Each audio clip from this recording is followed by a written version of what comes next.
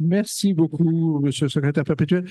Alors, je passe la parole avec beaucoup d'émotion au professeur Chahine Hassi de Beyrouth, qui nous a rejoints, je ne vais pas dire au péril de sa vie, mais pratiquement, parce qu'il faut bien dire quand même que l'aéroport de Beyrouth, c'est un petit peu compliqué.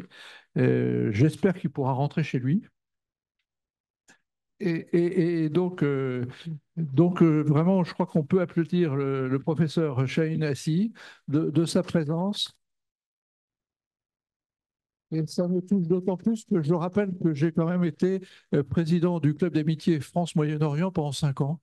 Et donc, effectivement, Beyrouth, je connais bien, mais je vais passer la parole au docteur Caton, qui veut dire un petit mot. Viens ici, Jacques. Ça sera encore plus simple.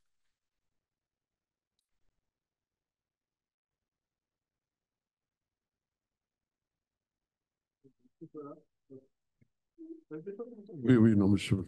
Je voudrais vous présenter le professeur Chahine, qui est donc professeur à la Lebanese Americano University à Beyrouth. Vous savez que Beyrouth est une ville un peu particulière et le Liban est un peu particulier puisqu'il y a plusieurs universités en fonction des différentes religions, parce qu'il y a une université grecque-orthodoxe, université sunnite, libanaise, etc.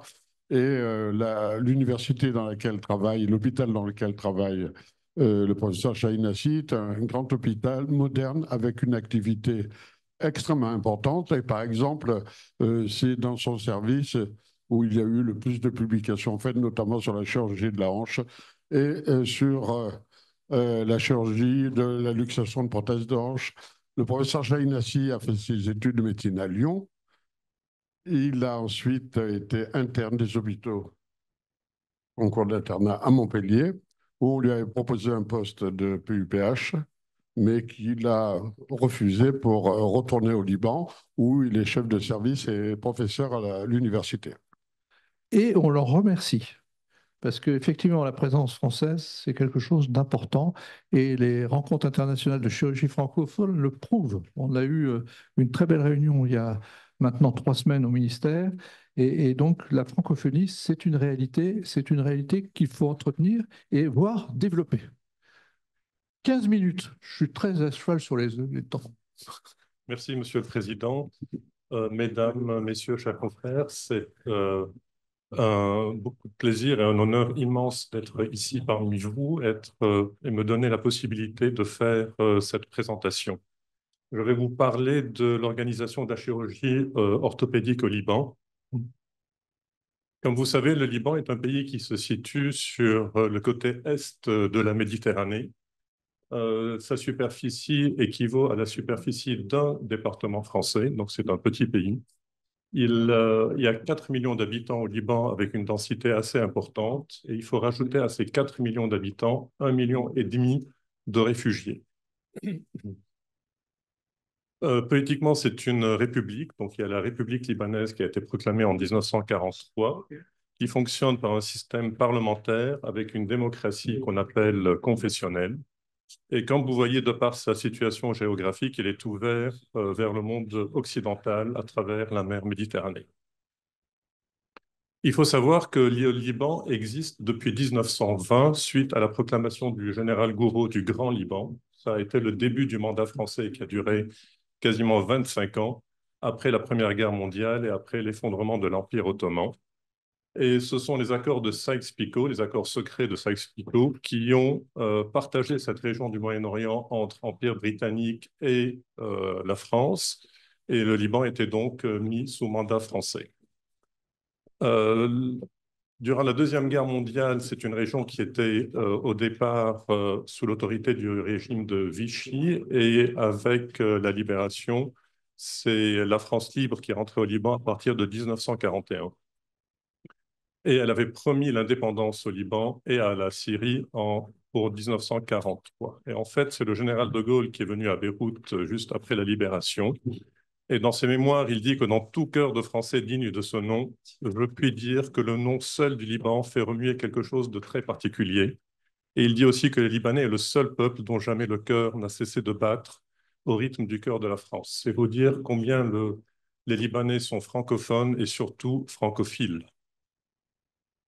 L'enseignement de la médecine se fait à un niveau très élevé actuellement au Liban. C'est un amalgame de systèmes français, européens, de systèmes américains et de systèmes arabes. L'enseignement se fait en anglais, en français et en arabe, sauf pour les écoles de médecine, les facultés de médecine, où l'enseignement se fait en français et en anglais. Il y a 8 grandes universités avec 8 facultés de médecine qui donnent un diplôme de médecin à 350 étudiants par an. La première université, la plus ancienne, je vais vous les énumérer de façon chronologique. La première est l'Université américaine de Beyrouth, qui a été créée en 1863 par un missionnaire presbytérien. Et cette université est inscrite dans l'État de New York, qui avait accordé une charte à ce qu'on appelait à l'époque le Collège protestant syrien, et qui par la suite s'est transformé en Université américaine de Beyrouth. La première promotion de médecins qui a été inscrite à cette université remonte à 1866 et il s'agissait de 16 étudiants en médecine qui étaient inscrits dans cette faculté. C'est une université privée, indépendante, ayant sa charte à New York, son campus à Beyrouth, et elle est gérée par un conseil d'administration privé et autonome.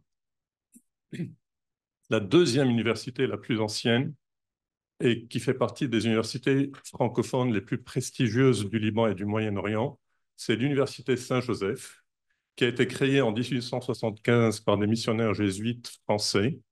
C'est un établissement d'enseignement supérieur, catholique et francophone. Ce qui est intéressant à savoir, c'est que cette université a été créée avant le mandat français. Elle résulte d'une alliance qui était considérée paradoxale entre les jésuites et la Troisième République française, parce que, comme vous savez, la Troisième République était anticléricale, mais ils se sont quand même réunis et, avec les efforts, ont abouti à la création de cette université. Et la faculté de médecine a débuté ses cours en 1883 comme faculté française de médecine de Beyrouth. Et cette faculté délivrait un diplôme d'État aux étudiants, un diplôme d'État français aux étudiants libanais. Et cette faculté a changé de nom en 1982 et est devenue une faculté libanaise privée appelée faculté de médecine. La troisième université est l'université à laquelle j'appartiens, qui a été créée par, au départ, une mission presbytérienne américaine par Madame Sarah Smith, qui, à l'époque, arrivant au Liban, avait considéré que les femmes libanaises n'étaient pas très ouvertes à la culture et à l'éducation et a voulu créer un collège pour filles. Donc, elle a créé l'American School of Girls en 1835, qui s'est transformée par la suite en Beirut University College et maintenant, à partir de 1924, a été créée la Lebanese American University. C'est une université américaine inscrite aussi dans l'État de New York. C'est une université privée laïque. Elle a un conseil d'administration privé et 3 campus. Un à Beyrouth qui a été créé en 1924, comme je vous le disais, un à Byblos, qui est une ville un peu au nord de Beyrouth, et dernièrement un campus à New York qui a été inauguré il y a à peu près 1 an. Ensuite, il y a l'université libanaise. En fait, l'université libanaise est une université publique. C'est la seule université publique du pays, qui a été créée en 1951. Elle a porté le nom d'École normale supérieure et ensuite, par un décret ministériel, a été transformée en université libanaise en 1953. Ensuite, vous avez l'université arabe de Beyrouth, qui a été créée suite à des dons égyptiens avec des finances islamiques. Et cette université privée dépend de l'université d'Alexandrie.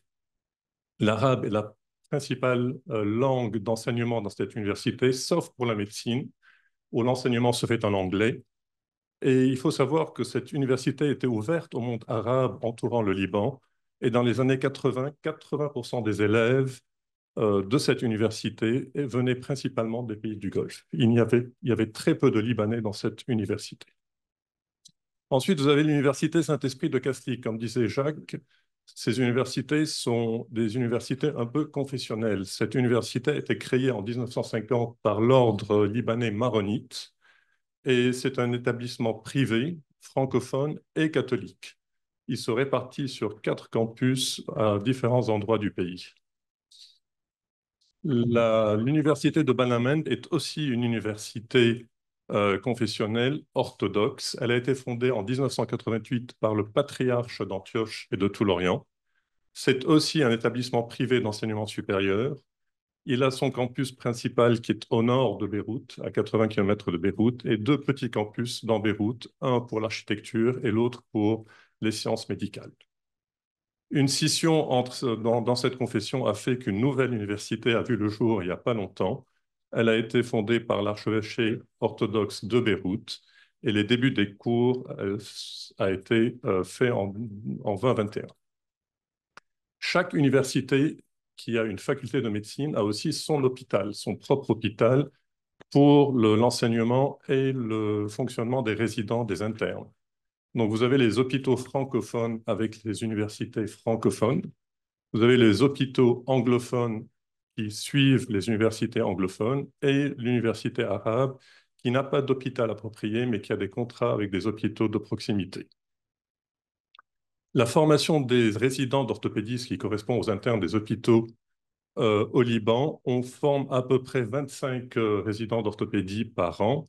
Cette formation est répartie suivant les universités par un nombre qui est en général inférieur à 5 par université. Et il faut rajouter à cette formation d'orthopédistes tous les orthopédistes qui viennent de l'étranger. Beaucoup de Libanais se forment à l'étranger, en Europe bien sûr, avec la France, la Belgique, l'Allemagne, l'Italie, aux États-Unis et au Canada. Ils vont au Brésil surtout pour rajouter un peu de chirurgie esthétique à leur formation. Beaucoup d'étudiants libanais vont en Russie et dans les anciens pays soviétiques parce que le coût de l'inscription, de l'éducation et de la vie est beaucoup moins cher qu'en Europe, aux États-Unis. Et il y en a qui se dirigent aussi vers les pays avoisinants, Syrie, Iran, ou vers l'Afrique du Nord avec la Tunisie et l'Algérie. Ce sont des hommes qui ont formé l'orthopédie au Liban, et ces hommes ont été des pionniers dans l'idée et dans l'évolution de l'orthopédie au Liban. Ça a commencé par 2 chirurgiens français, le professeur Ciodo, qui a été chef de service à l'Hôtel-Dieu pendant une vingtaine d'années après la Deuxième Guerre mondiale, et le docteur Fruchot, qui était en fait un militaire, qui avait suivi le général de Gaulle et qui avait été envoyé en campagne d'Afrique et en campagne du Moyen-Orient, et qui, après la guerre, se trouvait tellement bien dans cette région du monde qu'il est resté. Il a continué à exercer entre Beyrouth, Damas et Alep. D'autres chirurgiens libanais les secondaient. Mais en fait, les pionniers de l'orthopédie libanaise sont 4 personnes. Je commencerai par mon père, qui est arrivé au Liban en 1948 après une formation de chirurgie générale en France. Il a été diplômé au Liban en 1943 avec un diplôme donc d'État français. Et il est reparti à Londres en 1951 pour 1 an et une autre année à Paris pour se spécialiser en orthopédie. Alors, donc, ensuite, il y a le docteur Riachi qui est un pur produit d'orthopédie américaine, qui a fait sa spécialisation aux États-Unis et a travaillé avec de grands noms aux États-Unis, qui est revenu au Liban dans les années 54. À la même époque, à l'université américaine de Beyrouth, a vu revenir le docteur Nsouli, qui a été le premier à faire un service d'orthopédie au Liban avec un enseignement de l'orthopédie. Enfin, docteur Elie Michelani, qui a été formé en France, ancien interne, ancien chef des hôpitaux de Paris. Il est revenu au Liban dans les années 62 et a été le premier chef de service d'orthopédie à l'Université Saint-Joseph, c'est-à-dire à l'Hôtel-Dieu de France, de 69 à 91. 3 chirurgiens ont eu une activité exclusivement orthopédique. Mon père faisait de la chirurgie générale et de la chirurgie orthopédique.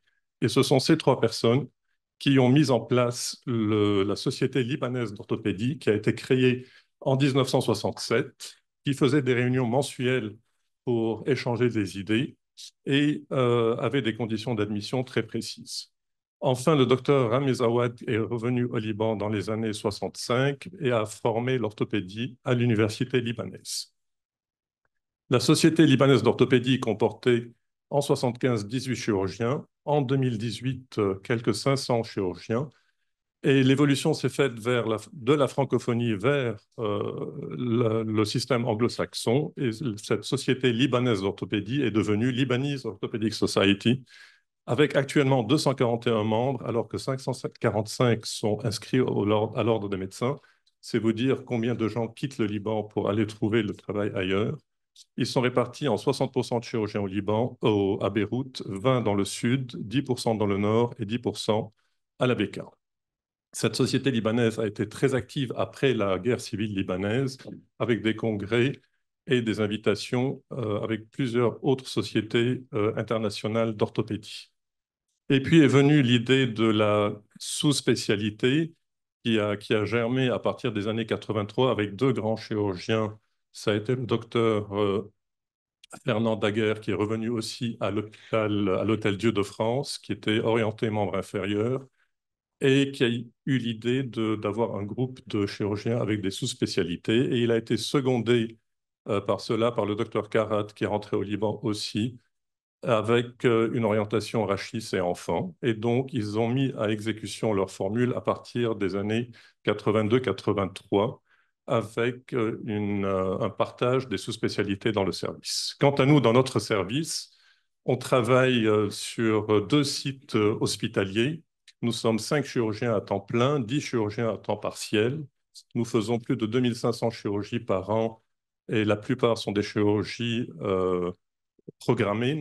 Il y a 10%, 10 à 13% de chirurgie traumatologique. Et à côté de cette activité clinique, nous avons une activité académique. Nous formons des résidents et nous avons, sur les 10 dernières années, plus de 10 publications par an qui émanent de notre service. Dans notre service, nous avons aussi essayé de partager les responsabilités et c'est en premier le docteur Georges Abirad, qui est membre de cette académie, qui s'est consacré à la chirurgie de la cheville et du pied depuis maintenant il y a 20 ans.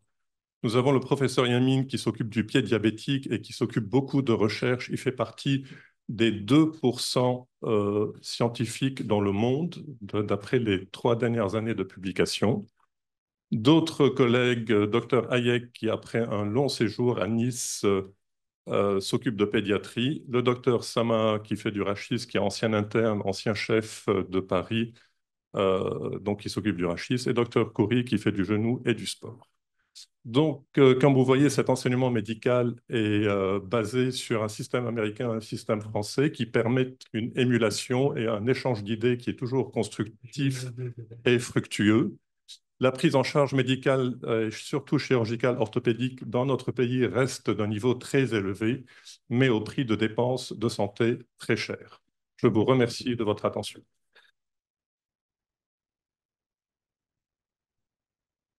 Merci beaucoup pour cette belle communication avec une photo de Balbec, mais paraît-il que ça a été bombardé la semaine dernière. Mais les colonnes tiennent toujours. Ah bon. Et merci d'avoir évoqué mon collègue et ami Dr Abirad, avec lequel j'ai installé la Société libanaise de chirurgie de la cheville et du pied en 2002 et dont il a été le premier président. C'est ça, j'ai dit 25 ans, je n'étais pas loin. C'est pas loin. Non, 22 ans. Y a-t-il des questions? Ben, simplement renouveler notre amitié pour la chirurgie orthopédique qui me touche beaucoup, bien entendu, franco-libanaise, et vous êtes ici chez vous, et merci beaucoup d'être venu. Et Merci à nous vous vous. disons à bientôt, et même au revoir, car nous nous reverrons, mais nous espérons que vous allez pouvoir atterrir. Je pense bien. Merci. Merci encore.